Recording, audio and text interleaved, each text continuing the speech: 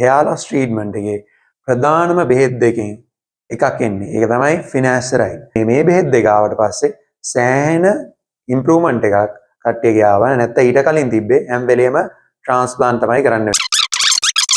ඔයාට තාම 40ක්වත් නැහැ. ඒත් පන්සලේ හාමුදුරුවන්ට ඔයාට වඩා කොණ්ඩේ තියෙනවද?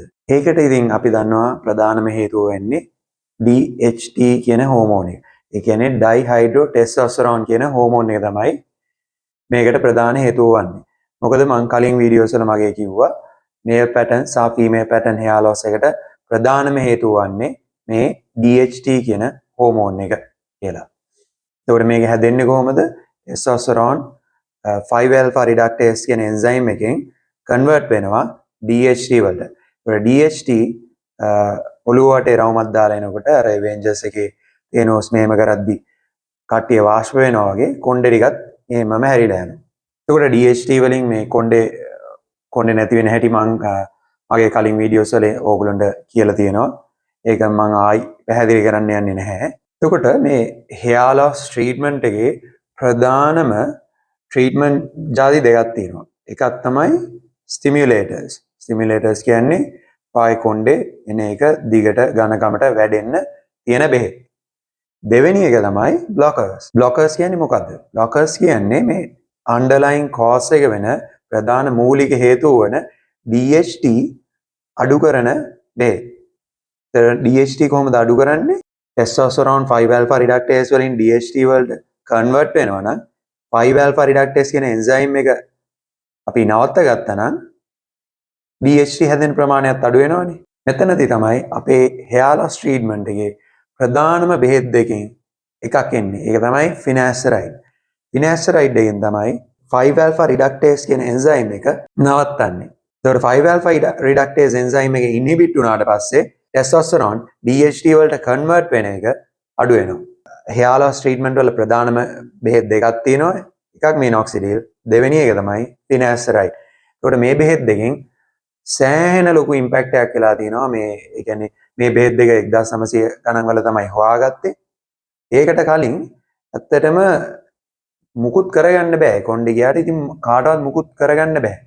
ඒත් මේ බෙහෙත් දෙක ආවට පස්සේ සෑහෙන ඉම්ප්‍රූව්මන්ට් එකක් කට්ටියගේ ආවා. නැත්නම් ඊට කලින් තිබ්බේ හැම වෙලේම ට්‍රාන්ස්ප්ලාන්ට් තමයි කරන්න. ඒකට දැන් මම ඕගොල්ලන්ට කියලා දුන්නා මොකද්ද මේ finasteride කියන්නේ කියලා. finasteride වලින් මොකද්ද වෙන්නේ කියන එක. ඒකට ඇයි මේ finasteride මෙච්චර වැදගත්? මොකද minoxidil දැම්මම ඕගොල්ලෝගේ කොණ්ඩේ ඝනකමට දිගට වැවෙනවා. ඒත් යටින් මූලික හේතුව වන DHT එක තියෙන තාක්කල් ඒකෙන් අර වැවෙන ඝනකමට දිගට වැවෙන කොණ්ඩේ ඒකටත් හානි කරනවා. finasteride කියන එකේ ඩෝස් එක තමයි දවසට මිලිග්‍රෑම් 1යි ගන්න ඕනේ. දවසට මිලිග්‍රෑම් 1 තමයි හුඟක්ම රිසර්ච් වල යූස් කරලා තියෙන්නේ. ඒකට තමයි වැඩිම රෙස්පොන්ස් එක තියෙන්නේ. මිලිග්‍රෑම් 2 3 5 10 ගැහුවයි කියලා ඔයාගේ කොණ්ඩේ රැපුන්සල්ගේ වගේ නැත්නම් සින්ඩරෙල්ලාගේ වගේ වැවෙන්නේ නැහැ. මොකද රිසර්ච් වල 0.5න් පටන් ගෙන තියෙනවා 0.75 0.8 1. ඒ මිලිග්‍රෑම් ප්‍රමාණ අපි ටෙස්ට් කරලා තියෙනවා. ඒකට මිලිග්‍රෑම් 1න් පස්සේ කොච්චර ඩෝස් එක වැඩි කරත් ලොකුවට රෙස්පොන්ස් එක වැඩි වෙන්නේ නැහැ. ඕගොල්ලෝ මිලිග්‍රෑම් 5 කරා සාමාන්‍යයෙන් ඔය පුරාසි ග්‍රන්ථි ලොකුනාම මිලිග්‍රෑම් 5 තමයි ගන්න කියන්නේ. එතකොට මිලිග්‍රෑම් කොණ්ඩේ යන එකට මිලිග්‍රෑම් 1 ඇති. පුරාසි ග්‍රන්ථි ලොකු වෙන එකට මිලිග්‍රෑම් 5 තමයි දෙන්නේ. එතකොට මිලිග්‍රෑම් 1 ඔයා මිලිග්‍රෑම් 5ට වැඩි කරා 10ට වැඩි කරා ඒකෙන් ඔයාගේ රෙස්පොන්ස් එක මනින්නවත් බැරි ප්‍රමාණයකින් තමයි වැඩි වෙන්නේ. ඒ ඩෝස් එක වැඩි කරන එකෙන් ඔයාට වෙන්නේ ඔයාට සයිඩ් ඉෆෙක්ට්ස් එන්න තියෙන රිස්ක් එක වැඩි වෙන එක. එතකොට මේ finasteride ගන්නකොට මේ ස්කැල්ප් එකේ තියෙන DHT level එක 60ක් 70ක් විතර අඩු වෙනවයි කියලා රිසර්ච් වලින් හොයාගෙන තියෙනවා. ඒක නිසා ප්‍රතිඵල 60ක් 70ක් ප්‍රමාණයක කොණ්ඩේ වැඩි වෙනවා. එතකොට ඊතුරු 130 නැත්නම් 40 මේ කොණ්ඩේ හැලෙන එක අඩු වෙනවා. දෙකම හොඳ රෙස්පොන්ස් එකක් කියලා තමයි ඕගොල්ලන්ට තේරෙන්න ඕනේ. මොකද කොණ්ඩේ හැලෙන එක අඩු වෙන එකයි කොණ්ඩේ වැඩි වෙන එකයි දෙකම කොණ්ඩේ හැලෙන එකට වඩා හොඳයි. එතකොට මිලිග්‍රෑම් 1 තමයි ඩෝස් එක. එතකොට මේක හැමදාම ගන්න ඕනේ. ඒත් සාමාන්‍යයෙන් අපි මිලිග්‍රෑම් 1 සතියට 3 පාරක් වගේ පටන්ගෙන සයිඩ් ඉෆෙක්ට්ස් මොකුත් එන්නේ නැත්තම් ඒක අපි මිලිග්‍රෑම් එක දවසට එක ගාණේ ගන්න තමයි වැඩි කරන්නේ. ඒත් සාමාන්‍යයෙන් රිසර්ච් වලින් හුඟක් හොයාගෙන හුඟක් රිසර්ච් කරලා තියෙනවා මේ බෙහෙත ගැන මිලිග්‍රෑම් එකක් දවසට ගන්නකොට ලොකුවට සයිඩ් ඉෆෙක්ට්ස් එන්නේ නැහැ කියලා තමයි හොයාගෙන තියෙන්නේ. දැන් හුඟක් වයසක කට්ටියගේ උරස් සිරන්ති ලොකු වුණාම දවසට මිලිග්‍රෑම් 5ක් ගන්නවා. ඒගොල්ලෝ කොහොමද ගන්න ඕනේ දවසට මිලිග්‍රෑම් 5.